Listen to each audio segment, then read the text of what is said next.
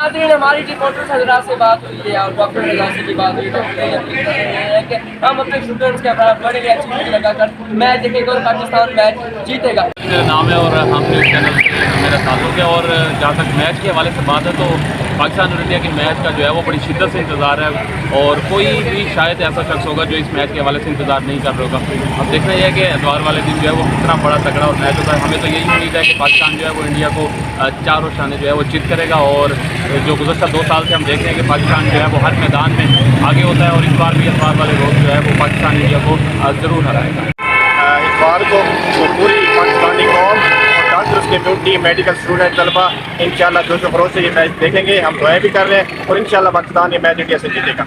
G.R.. Gurmani मैं अर्ज़ कर रहा हूँ कि पाकिस्तान जीतने की ज़्यादा तवक्को है। पाकिस्तान की परफॉर्मेंस बहुत अच्छी है जबकि भारत की कोई अच्छी परफॉर्मेंस नहीं है और मैच दिलचस्प होगा और हम जीत के लिए उम्मीद है पाकिस्तान जीता चलती है पाकिस्तान और भारत का मैच होने जा रहा है। ग्रीन से ये टाकरे का मैच होता है और हमारा पाकिस्तान इंशाल्लाह फतह मिलेगी। हो गई है पाकिस्तान लाइट बंद हो जाएगी, भारत दोनों चलिए जीत को कबूल कर लेंगे। पाकिस्तान जिंदाबाद। आज के प्रोग्राम में अपने मेजबान मलिक फराज को दीजिए इजाजत। देखते रहिए कैमरा मलिक फराज, लोग एचडी मुल्तान।